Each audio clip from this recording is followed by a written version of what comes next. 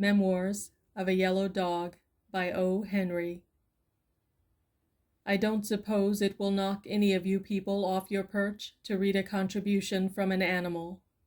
Mr. Kipling and a good many others have demonstrated the fact that animals can express themselves in remunerative English, and no magazine goes to press nowadays without an animal story in it, except the old-style monthlies that are still running pictures of Brian and the Montpellier Horror. But you needn't look for any stuck-up literature in my piece, such as Bearoo the Bear, and Snakoo the Snake, and Tamanoo the Tiger talk in the Jungle Books. A yellow dog that's spent most of his life in a cheap New York flat, sleeping in a corner on an old sateen underskirt, the one she spilled port wine on at the Lady Longshoreman's banquet, mustn't be expected to perform any tricks with the art of speech. I was born a yellow pup. Date, locality, pedigree, and weight unknown. The first thing I can recollect, an old woman had me in a basket at Broadway and 23rd, trying to sell me to a fat lady. Old Mother Hubbard was boosting me to beat the band as a genuine Pomeranian, Hambletonian, Red Irish, Cochin China Stoke Pogey Fox Terrier. The fat lady chased a V around among the samples of gross-grain flannelette in her shopping bag till she cornered it and gave up. From that moment I was a pet, a mama's own wootsy squidlums. Say, gentle reader, did you ever have a 200-pound woman breathing a flavor of camembert cheese and pot de Spagna pick you up and wallop her nose all over you, remarking all the time in an Emma Eames tone of voice, "Oh, oodlum, doodlum, woodlum, toodlum, bitsy, witsy, scoodlums"? From a pedigreed yellow pup, I grew up to be an anonymous yellow cur, looking like a cross between an Angora cat and a box of lemons. But my mistress never tumbled. She thought that the two primeval pups that Noah chased into the ark were but a collateral branch of my ancestors. It took 2 policemen to keep her from entering me at the Madison Square Garden for the Siberian Bloodhound Prize. I'll tell you about that flat. The house was the ordinary thing in New York, paved with Parian marble in the entrance hall and cobblestones above the first floor. Our flat was 3, well, not flights, climbs up.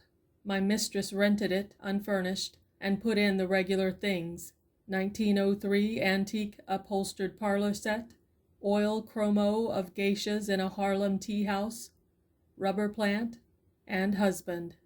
By Sirius, there was a biped I felt sorry for. He was a little man with sandy hair and whiskers, a good deal like mine. Henpecked? Well, toucans and flamingos and pelicans all had their bills in him. He wiped the dishes and listened to my mistress tell about the cheap, ragged things the lady with the squirrel-skin coat on the 2nd floor hung out on her line to dry. And every evening while she was getting supper, she made him take me out on the end of a string for a walk. If men knew how women pass the time when they are alone, they'd never marry. Lauraline Gibby, peanut brittle, a little almond cream on the neck muscles, dishes unwashed, half an hour's talk with the iceman, reading a package of old letters, a couple of pickles and 2 bottles of malt extract, 1 hour peeking through a hole in the window shade into a flat across the air shaft.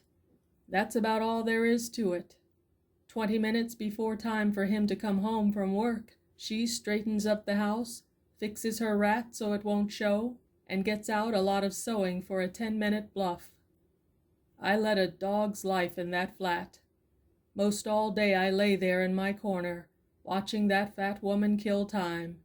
I slept sometimes and had pipe dreams about being out, chasing cats into basements, and growling at old ladies with black mittens, as a dog was intended to. Then she would pounce upon me with a lot of that driveling poodle palaver, and kiss me on the nose, but what could I do? A dog can't chew cloves. I began to feel sorry for hubby, dog my cats if I didn't. We looked so much alike that people noticed it when we went out. So we shook the streets that Morgan's cab drives down, and took to climbing the piles of last December's snow on the streets where cheap people live. One evening when we were thus promenading, and I was trying to look like a prized St. Bernard, and the old man was trying to look like he wouldn't have murdered the first organ grinder he heard play Mendelssohn's Wedding March, I looked up at him and said in my way, "What are you looking so sour about, you oakum-trimmed lobster? She don't kiss you. You don't have to sit on her lap and listen to talk that would make the book of a musical comedy sound like the maxims of Epictetus. You ought to be thankful you're not a dog. Brace up, Benedict, and bid the blues be gone." The matrimonial mishap looked down at me with almost canine intelligence in his face. "Why, doggy," says he, "good doggy, you almost look like you could speak. What is it, doggy? Cats?" Cats! Could speak! But of course he couldn't understand. Humans were denied the speech of animals, the only common ground of communication upon which dogs and men can get together is in fiction. In the flat across the hall from us lived a lady with a black and tan terrier. Her husband strung it and took it out every evening, but he always came home cheerful and whistling. One day I touched noses with the black and tan in the hall, and I struck him for an elucidation. "See here, Wiggle and Skip," I says, "you know that it ain't the nature of a real man to play dry nurse to a dog in public.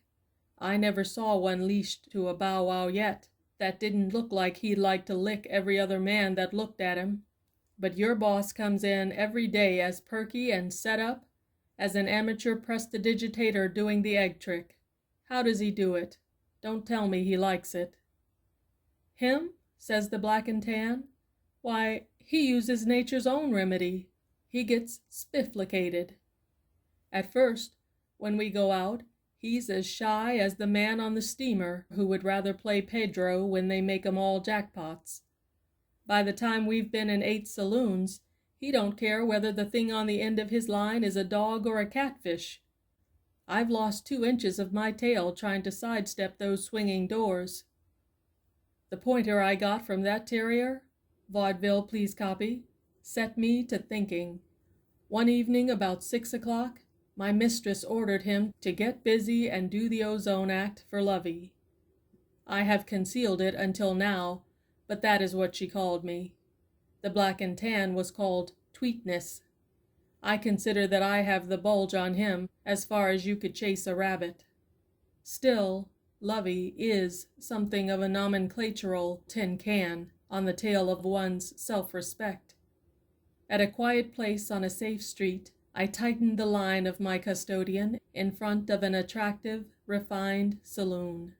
I made a dead-ahead scramble for the doors, whining like a dog in the press dispatches that lets the family know that little Alice is bogged while gathering lilies in the brook. "Why, darn my eyes," says the old man with a grin. "Darn my eyes if the saffron-colored son of a seltzer lemonade ain't asking me in to take a drink. Let me see, how long's it been since I saved shoe leather by keeping one foot on the footrest? I believe I knew I had 'em." Hot scotches he took, sitting at a table. For an hour he kept the Campbells coming. I sat by his side, rapping for the waiter with my tail, and eating free lunch, such as Mama in her flat never equaled, with her homemade truck bought at a delicatessen store 8 minutes before Papa comes home. When the products of Scotland were all exhausted, except the rye bread, the old man unwound me from the table leg and played me outside like a fisherman plays a salmon. Out there he took off my collar and threw it into the street. "Poor doggy," says he. "Good doggy. She shan't kiss you any more. 'Sdarm shame. Good doggy. Go away and get run over by a streetcar and be happy." I refused to leave. I leaped and frisked around the old man's legs, happy as a pug on a rug. "You old flea-headed woodchuck chaser," I said to him, You moon-baying, rabbit-pointing, egg-stealing old beagle, can't you see that I don't want to leave you? Can't you see that we're both pups in the wood, and that the missus is the cruel uncle after you with the dish-towel, and me with the flea liniment and a pink bow to tie on my tail? Why not cut all that out and be pards for evermore? Maybe you'll say he didn't understand. Maybe he didn't, but he kind of got a grip on the hot scotches and stood still for a minute, thinking. "Doggy," says he finally, "we don't live more than a dozen lives on this earth, and very few of us live to be more than 300. If I ever see that flat any more, I'm a flat.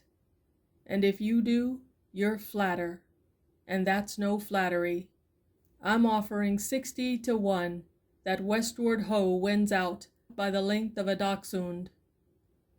There was no string, but I frolicked along with my master to the 23rd Street ferry, and the cats on the route saw reason to give thanks that prehensile claws had been given them. On the Jersey side, my master said to a stranger who stood eating a currant bun, "Me and my doggy, we're bound for the Rocky Mountains." But what pleased me most was when my old man pulled both of my ears until I howled and said, "You common, monkey-headed, rat-tailed, sulphur-colored son of a doormat, do you know what I'm going to call you?" I thought of Lovey, and I whined dolefully. "I'm going to call you Pete," says my master, and if I'd had 5 tails, I couldn't have done enough wagging to do justice to the occasion. End of Memoirs of a Yellow Dog by O. Henry.